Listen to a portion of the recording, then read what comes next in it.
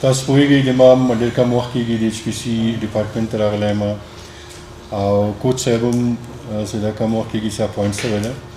موږ کوشش کوو چې په هغه سټرټیجیانې چې د افغانستان د کرکټ د ډیولپمنټ لپاره او ضروري وي د خاص کر د پلیر ډیولپمنټ په برخه کې، که هغه د نیشنل ټیم دي، که هغه د ایمرجنګ ټیم دي، A ټیم دي، که هغه د ډومesټک دي، دغه لپاره موږ د خپل طرف نه صحیح پلان گزاري کوو.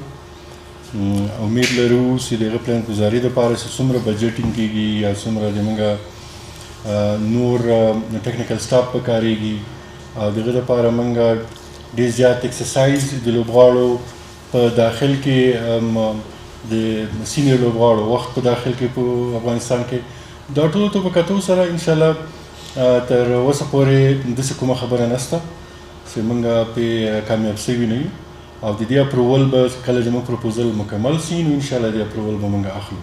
تر اوسه یې زموږ د پروپوزل د دې کارونو چې دا په پروګرس کې ده، کار پرې روان ده، تکمیل شي نو انشاءالله د اپروول امیدونه یې ډېر لرو. فاسټ بالینګ کې دوه برخې دي. یو د موږ کرنټ فاسټ بالینګ چې دا د دې ورک لوډ منیجمنټ ډېر زیات ضروري دی. د موږ د فاسټ بالرانو کوم پیس چې کم شوی ده دې ته د موږ پراپر خیال ده چې موږ څنګه بیرته کولی شو چې دوی خپل سپیډ ترلاسه کړي. دوم د موږ پایپ لاین ده چې هغه د نیشنل فاسټ بالینګ پروګرام په نوم د چتر لاندې موږ یو د کوچ سره یو پروګرام ډیزاینینګ باندې موږ کار کوو چې موږ څنګه فاسټ بالران پیدا کولی شو. یوه برخه. دومه برخه څنګه په بهترینه طریقه روزلی شو، دا درېیمه غټه برخه ده. بیا درېیمه څلورمه غټه برخه یې چې ده هغه ده د فاسټ بالرانو منټین ساتل، ځان سره مکمل دغه تر وخته پورې ساتل چې دوی کم از کم د افغانستان دپاره تر 10 کاله پورې کرکټ وکړي.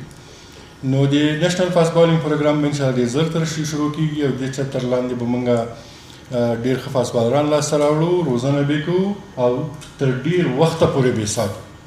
داسې نه وي چې موږ یې پیدا کوو روز وځي به نه، چې پیدا هم کوو روز بیا به یې ډېر وخته پورې د موږ د